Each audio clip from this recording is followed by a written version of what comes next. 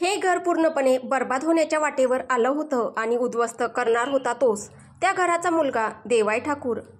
मोठ्या मुश्किलीने स्वतःला सावरत राजीवने आपल्या मोठ्या भावाला घट्ट मिठी मारली आणि त्याच्या पाठीवरून हळूवारपणे हात फिरवत भरल्या आवाजात त्याला समजावू लागला, आबा, आपला देव इतका वाईट नाही रे। आपण आजपर्यंत त्याला खूप चुकीचं समजत आलोय, पण तो खरंच इतका वाईट नाही जितकं तुम्ही त्याला समजतात। आपलंच लेकरू आहे ते, आपल्याच हाडामासाचं रक्त, समजून घेईल तो आपल्या चुकांना, जमलं तर माफी करेल। ज्या परिवारासाठी त्याने आयुष्य घालवलं तो स्वतःचा प्रिय परिवार तो स्वतःच्याच हाताने उद्ध्वस्त नाही करणार। आपल्या अंगाखांद्यावर खेळला आहे तो, आपलं बाळ आहे ते। थोडासा विश्वास ठेव रे आपल्या लेकरावर, त्याचा आपल्यावर असलेल्या जीवापाड प्रेमावर। तो जरूर ऐकेल आपलं, समजून घेईल आपल्या चुका। राजीव कसाबसा आबांना समजावत बोलला, पण त्याला स्वतःलाही माहीत होतं की ही किती अशक्यप्राय गोष्ट होती। त्यांच्या देवला समजावणं सोपं आहे, पण देवाय ठाकूर ज्याच्या बायकोबरोबर हे सगळं झालं आहे त्याला समजावणं खरंच कठीण। काय काय समजावणार आहेस त्याला आणि कुठपर्यंत तो समजावून घेणार आहे? त्याच्या बाबतीत माणुसकीच्या सगळ्या सीमा लांघल्या रे आपण। म्हणतात एक स्त्री घर बनवते, एक अनाथ लेकरू जरी मिळालं तरी त्याला माया लावते, पण ह्या घराच्या स्त्रियांनी स्वतःच्याच लेकराचं आयुष्य नरक करण्यात काही कसर सोडली नाही। किती सहन करावं माझ्या लेकराने तरी सारखं सारखं? त्याच्या बायकोबरोबर ठाकूरांकडून जे आजपर्यंत झालंय तो तर कसं आणि कुठपर्यंत माफ करणार? त्यातून काल रात्री जो सगळा भयानक प्रकार झालाय तो माफ करणार नाही आता। त्याच्या सहनशक्तीच्या सगळ्या सीमा पार केल्या आहेत आपण। तो आता माफ करणार नाही, तो आता सगळ्यांना शिक्षा करणार, मारून टाकणार तो सगळ्यांना। आबा आपल्या कुटुंबाच्या होणाऱ्या विनाशाच्या नुसत्या आभासाने वेड्यासारखे आक्रोश करत सुटले होते। सतत आपल्यावर आणि आपल्या मुलीवर आरोप झाल्याने जिजींना सहन नाही झालं आणि जिजी चिडून बोलली, तुम्हाला फक्त माझी आणि माझ्या मुलीची चूक दिसते। तिने काय केलंय, मी काय केलंय ते दिसतंय, पण आज माझ्याबरोबर माझ्या लेकीबरोबर जो अन्याय झाला ते दिसत नाही आहे का कोणाला?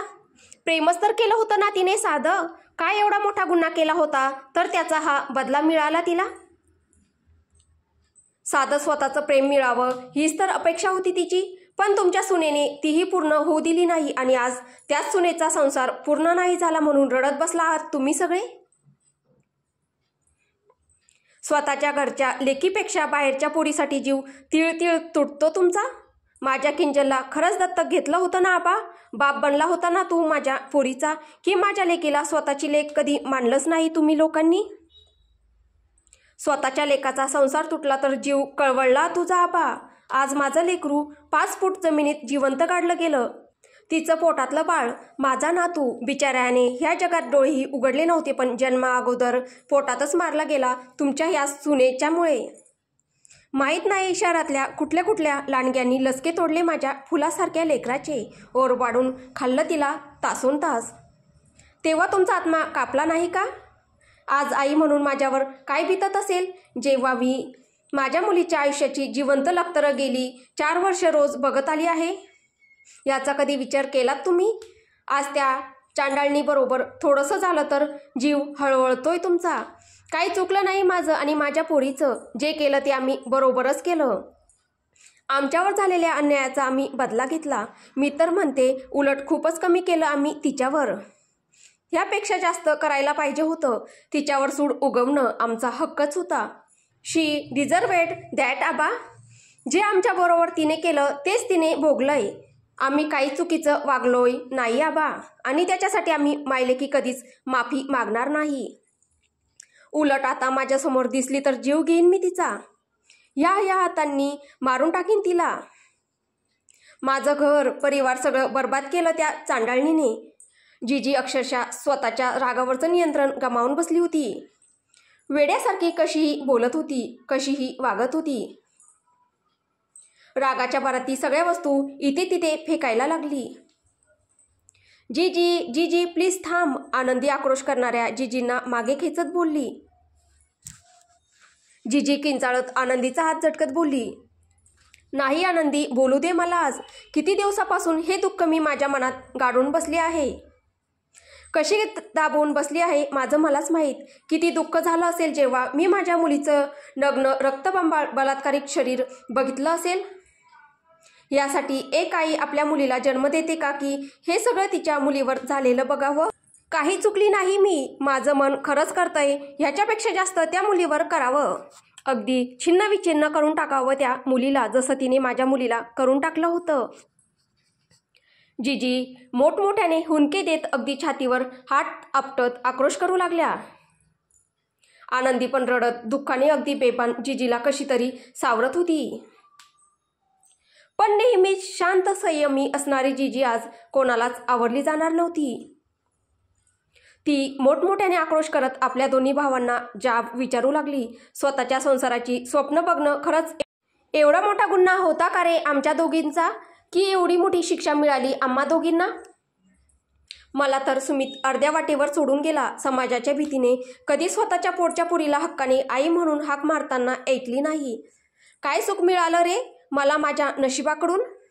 जिजी ओक्साबोक्शी रडत बोलत होत्या. वाटलं मला तर माझं प्रेम कधी मिळालं नाही, माझा तर कधी संसार बसला नाही, पण निदान माझ्या लेकराचं एवढंसं घरटं बसताना बघायला मिळेल. खूपच छोटीशी अपेक्षा होती रे आबा, खूपच छोटीशी. तिला तिचं प्रेम मिळावं, तिला तिच्या संसारात सुखी बघावं. पण तिथे पण तुझी सून आडवी आली. एकीकडे प्रेम आहे म्हणायचं आणि दुसरीकडे लगेचच 15 दिवसात दुसऱ्या पुरुषाबरोबर लग्नाला तयार व्हायचं. माझाच होणारा जावाई भेटला होता का तिला? माझ्याच लेकीच्या प्रेमाच्या चितेवर संसार बसवायला गेली चांडाळीन. ती चूक दिसली नाही का देवायला? बहिणीचं ते दुःख दिसलं नाही का त्याला, की नुसतं बायकोच्या पुढे वेडा झालाय? मानलं तिला माहीत नसेल की किंजल आणि करणचं प्रेम असेल, ती त्याच्या बाळाची आई होणार असेल, पण त्या हरामखोर करणला तर माहीत होतं ना. मग तो कसा तयार झाला आणि ही कशी तयार झाली? जिवंत काढलं माझ्या मुलीला आणि तरी पण मी शांतच राहू, काही करू नये माझ्या मुलीच्या बदल्यासाठी? अरे तिच्यावर एवढे भयानक बलात्कार करून जिवंत काढलं तिला, तरी पण तुम्ही किंजललाच शिक्षा देणार का? म्हणून बाळ गेले ना तिचं, काय चुकलं तिचं आणि माझंही? जर आम्ही आमच्यावर झालेल्या अन्यायाचा बदला घेतला तर? कोणाकडून अपेक्षा ठेवणार होतो रे आम्ही? तुझ्याकडून की तुझ्या त्या मुलाकडून ज्याला आपल्या बायकोच्या पुढे काही कधी दिसलंच नाही? अजूनही आहे माझा नातू आपल्याच गार्डनमध्ये. कधी तुला गार्डनमध्ये चालताना दिसलं नाही का रे त्याच्या बाजूला रडत असलेलं आईचं हृदय? माझी किंजल रोज खिडकीतून बघायची आणि रडायची आपल्या बाळाला बघून. कधी तू रडलास का की तुझा मुलगा रडला का? तो तर खुश होता बायको आली म्हणून, आणि तू पण खुश होता तुझ्या घराण्याला कुलवधू मिळाली म्हणून. तुझ्या मुलाचा संसार बसला, पण माझ्या मुलीचं काय, तिच्या आयुष्याचं काय? प्रश्न तुझ्या मुलाचा आहे ना. मग माझ्या लेकीवर झालेला अत्याचार कुठे दिसणार तुला? येऊ दे त्याला, करू दे शिक्षा आम्हाला. आम्ही भोगली आमच्या पापांची शिक्षा, आता तोही भोगेल. जे झालं ते बरंच झालं, असंच झालं पाहिजे. जिजी नुसत्या बडबडून वाटेल तशा बोलत सुटल्या होत्या. ताई तुला कळतंय का तू काय बोलते ते? राजीव भडकून बोलला. देवाईने आणि आबांनी कधी तुला परक मांडलं? कधी किंजलला वेगळं समजलं? देवायला तर हेही माहीत नाही की किंजल त्याची रक्ताची बहीण नाही, आणि माहीत जरी पडलं असतं तरी त्याने तिच्यात कधी फरक केला नसता. कियारा आणि ध्रुवलाच तो किती जीव लावतो ते माहीत नाही का तुला? आज त्याने स्वतःच्या नावावर जेवढ्या प्रॉपर्टीज घेतल्या आहेत ना, त्याच्यापेक्षा जास्त ह्या सगळ्यांच्या नावावर घेतल्या आहेत. कुठलीही गोष्ट घ्यायची तर आधी ह्या सगळ्यांसाठी घेतो, मग स्वतःचा विचार करतो. तो आज ह्या घराचा मुलगा म्हणून, एक चांगला भाऊ म्हणून कधीच कुठेच कमी पडला नाही. आनंदीने जे विरजासोबत केलं ना, तसं आपल्या कियाराच्या अब्रूचा लिलाव कोणी मांडला असताना पुरुषांच्या बाजारात, तर देवाईने त्याला तिथल्या तिथं उभं जाळलं असतं. पण आनंदीला जिवंत ठेवलं. तिला जरी लांब ठेवलं होतं या 4 वर्षात, तरी तिला व्यवस्थित सांभाळलंच ना. ज्या दिवशी त्याने तिच्याकडून तिचे सगळे आर्थिक अधिकार, सगळे शेअर्स, प्रॉपर्टी, दागदागिने काढून घेतले ना, ते सगळे त्याच दिवशी कियारा आणि ध्रुवच्या नावे करून टाकले. एक पैसाही त्याने स्वतःकडे घेतला नाही. आणि तुम्ही हे सगळे प्रॉपर्टी, हा राजपाट याच्याबद्दल बोलत आहात? हे सगळं कमावलं तरी कोणी? त्यानेच ना. आज तो नसता तर आपल्यातला कोणी पण ह्या जगात सर्वाईव्ह करू शकलो नसतो. तुम्हाला फक्त त्याचा राग दिसतो, त्याचा कठोरपणा दिसतो, पण त्याचं आपल्या सगळ्यांवर असलेलं जीवापाड प्रेम कधी दिसलं नाही. एवढं सगळं झालं तरी कधी त्याने आपल्या कोणाच्या किस्साला धक्का लागू दिला नाही. किंजलवर झालं तर सारं शहर जाळलं, कोणाकोणाला ठार मारलं नाही ग त्याने. रस्त्यावर अक्षरशः शेकडो चिता रचल्या त्याने आपल्या बहिणीच्या झालेल्या अन्यायाच्या प्रतिशोधात. त्या करणला त्याच्याच लग्नात गोळी घालून ठार केलं. विरजाला जेलमध्ये पाठवलं. जेव्हा ती पोरगी जेलमधून बाहेर पडली, कुठून शोधून आणलं आणि या जेलमध्ये ठेवलं. इतकं प्रेम असूनही कमी छळलंय का आजपर्यंत त्याने तिला इथेही? अजून कसला प्रतिशोध पूर्ण व्हायचा आहे जीजी? कधीपर्यंत तो बिचारा देवाय ते हिशोब चुकते करणार आपल्या प्रेमाचा बळी देत? कधीपर्यंत? आणि मानलं विरजा वाईट आहे, अपराधी आहे, आपल्या सगळ्यांची पूर्णपणे दुष्ट आहे, तरी तिच्या पोटातलं बाळ आपलंच होतं ना, आपल्या ठाकुरांचं, आपल्या देवचं. मग आपल्या लेकराच्या पिल्लाला मारण्याचा विचार कसा आला तुमच्या डोक्यात? हा प्रतिशोध कुठल्या थराला घेऊन गेलाय तुम्हा दोघींना? त्या किंजलला तर अक्कल नसेल, लहान आहे ती, पण तुम्ही दोघी तर इतक्या मोठ्या आहात ना. घर संसार मुलं बाळं कळतात ना तुम्हाला. पूर्ण घर पूर्ण परिवार बर्बाद करून टाकला आहे तुम्ही. काही कळतंय का तुम्हाला? त्या विरजाला जी काय शिक्षा द्यायची होती ती देवने दिली असती. एक नवरा म्हणून, एक प्रियकर म्हणून, तो भाऊ म्हणून तेवढा सक्षम नक्कीच आहे. पण तुम्हाला हे सगळी कारस्थान करायची गरजच काय होती?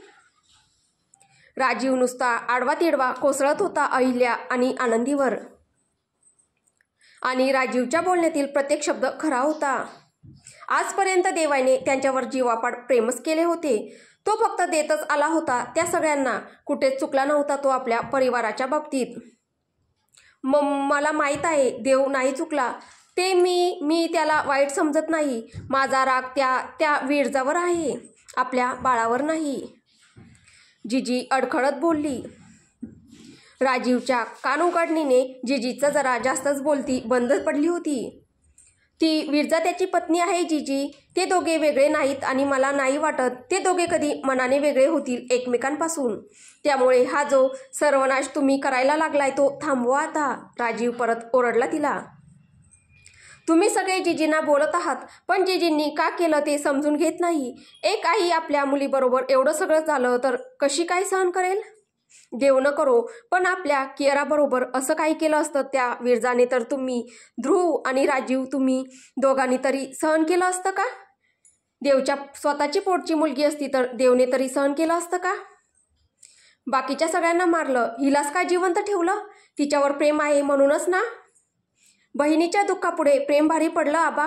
आज घरापेक्षा ती परकी मुलगी जास्त जवळची आहे त्याला. मग कोणाकडे जाणार होती जीजी आपलं दुःख घेऊन? माझ्या दोन्ही मुलांचे आयुष्य ह्या नालायक मुलीने खराब करून टाकली. माझा देवाय, माझे किंजल, दोघांना उद्ध्वस्त करून टाकलं ह्या सडकछाप पोरीने.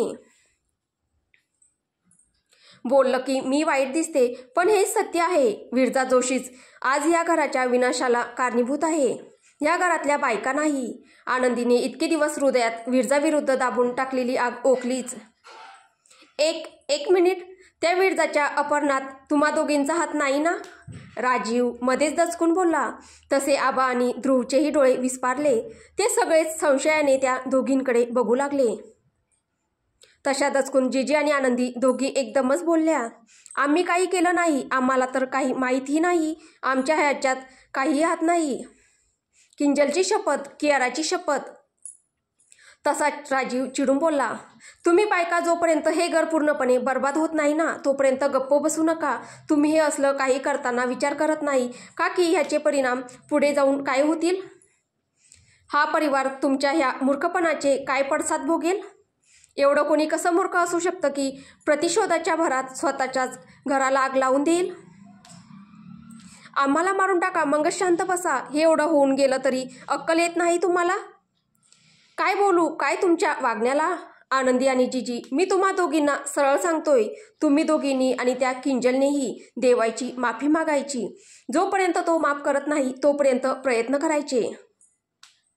आता हे जे तुम्ही घरात बिघडवलंय ना ते तुम्ही तिघीने सरळ करायचं, सांगून ठेवतो मी. आबासाहेब हताश स्वरात. खूप उशीर झालाय राजीव ह्या सगळ्याला. माफी मागून सुटणारं हे प्रकरण नाही आहे. फासे पडलेत, आता फक्त जीव वाचवायचा बाकी राहिलाय. ध्रुव दरवाजा लावून घे पटकन. शक्य असेल तितक्या आपल्या बाजूने उभ्या राहणाऱ्या माणसांना गोळा कर. तो येतच असेल. आपल्याला माणसांची गरज लागेल. आबासाहेब उर्फ कार्तिक ठाकूर आपल्या मुलाविरुद्धच मोर्चेबांधणी करू लागले.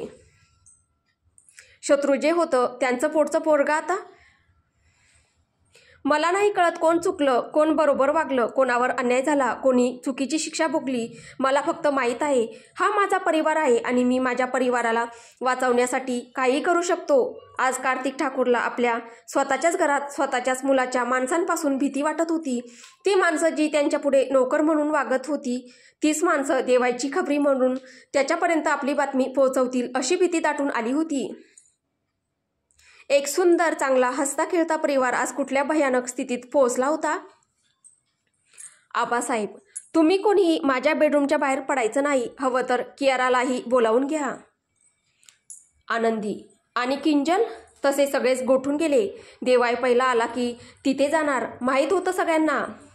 किंजल त्यांची पोर आबासाहेबांचं काळीजच थरारून गेलं. देवाय येतच असेल आणि किंजल त्याच्या हातात पडली तर. साध्याशा विचारानेही ते गुटले. ध्रुव चल चल पटकन, आबासाहेब बोलले. कुठे आबा? ध्रुव बोलला. किंजलला सुरक्षित इथे आणायला. देवायच्या तावडीत सापडली तर तो सोडणार नाही तिला. चुकीला माफी नाही त्याच्याकडे, मारून टाकीन तो तिला. आबासाहेब बोलले. जे व्हायचं ते होईल आबा, पण भाईच्या विरुद्ध मी बंड पुकारणार नाही, कुठलंही शस्त्र उचलणार नाही. त्याच्या हातून कुठलीही चूक नाही झाली. उलट त्याच्या बाबतीत आपण चुकलोय हा शब्द खूप छोटा आहे आबा. पाप केली आहेत आपण, पाप. याची फळं आपण भोगलीच पाहिजेत. त्याची शिक्षा आपल्याला भेटलीच पाहिजे. आणि मला वाटत नाही शिक्षा मिळाल्यावरही आपली पापं धुतली जातील. ही पापं कधीच मिटली जाणार नाहीत. ध्रुव रागाने जिजी आणि आनंदीकडे बघत होता. मला पण ध्रुवचं बोलणं पटतंय आबा. आता देव जे करेल ते ठीकच करेल. एकदाचं काय ते होऊन जाऊ दे. ह्या घरातल्या बायकांनाच घरात सुख नको असेल तर हे घर सुखात नांदणार तरी कसं? जे व्हायचं ते होऊन जाऊ दे एकदाचं. सारख्या ह्या घरातल्या षडयंत्रांना कंटाळलो आहे मी पण. मला तर खरंच देवाची काळजी वाटते. तो बिचारा एकटा आजपर्यंत किती सहन करत आलाय. एकही संधी सोडली नाही ह्या घरातल्या बायकांनी त्याचं आयुष्य नरक करायची. मग तो जर यांना धडा शिकवत असेल तर ठीकच आहे. आणि जे माझ्या मुलीबाबत केलं ते. जीजी तरी पण बोललीच. जीजी इतिहास बघता आता मला खरंच विश्वास बसत नाही की त्या मुलीने खरंच काय केलं असे. गेले कित्येक वर्ष आपण त्या मुलीला ओळखतोय. गेल्या 3-4 महिन्यात तिचं वागणंही बघितलं आहे. कसायच्या घरातील गरीब गाय आहे ती पोरगी. नक्कीच काहीतरी असं अजूनमध्ये खूप काही घडून गेलंय जे आपल्याला कोणालाच माहीत नाही. पण आता किंजल आली आहे तर नक्कीच कळेल. आणि तू असं समजू नको की मी त्या विरजाची बाजू घेतोय. किंजल माझी पण मुलगीच आहे. जो गेला तो पण माझाच नातू होता. तिच्याबरोबर जे झालं त्याचं दुःखच आहे, पण सत्य काहीतरी वेगळंच आहे. आणि ते जाणून घेण्याची वेळ आता आली आहे. राजीव बोलला. डॅड बरोबर बोलत आहेत. जीजी आणि मोठे बाबा, त्या काल रात्री नक्की काय घडलं ते सगळं सत्य आता बाहेर आलंच पाहिजे. त्याशिवाय हा सगळा विध्वंस थांबणार नाही. हे घर बर्बाद होण्याचं थांबणार. प्रतिशोधाची जी भावना ह्या कुटुंबातील प्रत्येक व्यक्तीच्या मनात भडभडून पेटली आहे ती विझणार नाही. सत्य, आणि ते पण खरं सत्य यावेळी सगळ्यांना कळलंच पाहिजे. ध्रुवने राजीवच्या बोलण्याला दुजोरा दिला. ते सत्य खरं कळेपर्यंत कोणी जिवंत राहणार नाही. तेवढा वेळच आपल्याकडे उरला नाही आहे. मी चाललोय माझ्या लेकीला घरात परत आणायला. आबासाहेब आपल्या जागेवरून उठले. देवाई आपल्या गाड्यांच्या ताफ्याबरोबर पॅलेसच्या दिशेनेच प्रयाण करत होता. इथे संशय आल्याने जॉनच्या माणसांनी हॉस्पिटलमधल्या त्या डॉक्टरांना नुसतं फोडफोड केलं, जे विरजाच्या अपहरणाच्या रात्री ऑपरेशन थिएटरमध्ये विरजासोबत होते. आणि त्यानंतर ते जे सत्य बाहेर आलं त्याने जॉन हादरूनच गेला. फोन स्पीकरवर होता आणि देवाईही ते सगळं बोलणं ऐकत होता. त्याचं काळीज नुसतं पिळवटून निघत होतं. हृदयाच्या वेदना सहन करण्याच्या पलीकडे गेल्या होत्या. आपला परिवार किती क्रूर होऊ शकतो याची त्याला परत एकदा खात्री पटली. त्याच्या न जन्मलेल्या बाळाने काय गुन्हा केला होता जे त्याच्या जन्म घेण्याच्या आधीच त्याला त्याच्या आईच्या गर्भातून क्रूरपणे काढलं जात होतं? देवायला खरंच सहन होत नव्हतं. शरीरात घेतला जाणारा प्रत्येक श्वास जणू श्राप बनून गेला होता. दुःख दुःख आणि फक्त दुःख भूल न देता विरजाच्या पोटातून बाळाला काढलं जात होतं. गाडीच्या त्या 4 भिंतीत बसलेल्या त्याला सगळं सहन करण्याच्या पलीकडं गेलं होतं. इतकं असह्य झालं होतं की तो धडाधड स्वतःचं डोकं त्या सीटवर आदळून घेत होता. किती वेदना सहन केल्या असतील माझ्या जानने. त्याचं काळीज नुसतं दुखत होतं. माझ्यावर प्रेम करण्याचं पाप केलंय तिने आणि आजपर्यंत एकटीच भोगत आली ती. तो थडथड आपल्या काळजावर मारून घेत होता, पण सालं ते काळीज बंद पडतच नव्हतं. अरे एकदाचं बंद पडून जाणार रे. किती तो त्रास त्या छोट्याशा जीवाला. देवाच्या हृदयाचे नुसते तुकडे तुकडे होत होते, पण त्या वेदना थांबतच नव्हत्या. गाडीत असलेला प्रत्येकजण मान दुसरीकडे वळून रडत होता. काय एवढं शापित प्रेम एखाद्याचं? का एवढा त्रास प्रेमात? का देवा का? सगळं जग रडलं आज देवायसाठी. परक्यांना कळल्या त्याच्या त्या वेदना, पण त्याचा परिवार, त्याचा लाडका परिवार, त्यांनाच कधी त्याचं ते वेडं हळवं प्रेम कळलं नाही. जॉनला कळतच नव्हतं की काय करावं. तो मनोमन प्रार्थना करत होता की साला असा हरामखोर परिवार कधीच कोणालाच मिळू नये. तेवढ्यात रानाचा फोन वाजला. पॅलेसमधून होता. त्याने पण फोन स्पीकरवरच ठेवला. किंजलवर लक्ष ठेवण्यासाठी मध्ये जोसेफ हवेलीत परतला होता. त्याचाच फोन होता. जोसेफ अडखळत फोनवर, ते किंजल मॅमना घ्यायला आबासाहेब, राजीव सर आणि ध्रुव सर आले आहेत. त्यांना पॅलेसमध्ये घेऊन जायचं म्हणतात आहेत. किंजल मॅम तर टाईट सिक्युरिटीच्या खाली आहेत. मग त्यांना कसं सोडायचं? म्हणजे कसं? देवाय खिन्नपणे हसत बोलला. कसली सिक्युरिटीज जोसेफ? कसला धोका आणि कोणाला? ह्यांना? अरे ह्यांच्यापासून जिला धोका होता, जिला प्रत्यक्ष वाचवायचं होतं, तिला तर वाचवता आलं नाही ह्यांच्या दुष्ट षडयंत्रापासून. ती तर गेली. मग आता ह्यांना कसला धोका? आणि आता कसली सिक्युरिटी अन कशाला लागते जोसेफ? मोकळं करत्या सगळ्यांना, जगू दे आनंदाने त्यांना. आज खूप मोठा आनंदाचा क्षण आहे जोसेफ, आम्हा ठाकूरांच्या आयुष्यातला. खूप मोठा. पूर्ण पॅलेस सजला पाहिजे. दिवाळी साजरी झाली पाहिजे. खूप मिठाया वाटा पॅलेसमध्ये, जगात बाहेर सगळीकडेच. अगदी काहीच या सुखात कमी पडलं नाही पाहिजे. आज ठाकूरांचा सगळ्यात मोठा शत्रू, आमच्या आयुष्यातला सगळ्यात मोठा काटा दूर झाला आहे. Everyone must happy. I am happy. You should be also happy. Joseph, John, Rana, तुम्ही खुश आहात ना? कारण मी तर खूप खूप खूप खुश आहे आज. एकदम खुश. म्हणजे बोलायचं झालं ना तर एकदम सॉलिड खुश. आज माझा संसार उद्ध्वस्त झाला आहे. माझं बाळ गेलं, माझी बायको गेली. ज्या छोट्याशा संसाराची सुख स्वप्न एकेकाळी बघितली होती त्याची राख रांगोळी झाली. जल्लोष तर झालाच पाहिजे ना मित्रांनो. It's the most happiest moments in my life. Finally Viraja Ganesh Joshi माझ्या आयुष्यातून गेली.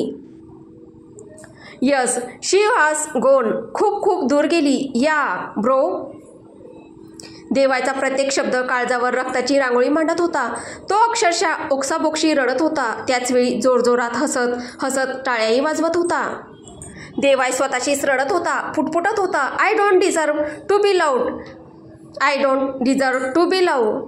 प्रेम करायचा अधिकार नाही रे मला. प्रेमात पडायचा तर त्याहूनही नाही.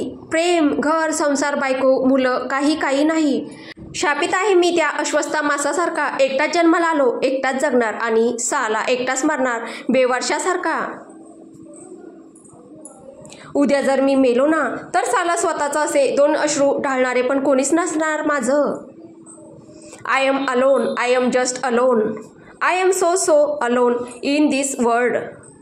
एकटा आहे रे मी, खूप खूप एकटा. आता पुढे काय होईल हे आपल्याला पुढच्या भागात पाहायला भेटेल. तुम्हाला ही कथा कशी वाटते आहे कमेंटद्वारे नक्की कळवा. कथा आवडत असेल तर व्हिडिओला लाईक करा, शेअर करा. कथेचे पुढील भाग ऐकण्यासाठी आपल्या चॅनलला सबस्क्राईब करा. धन्यवाद.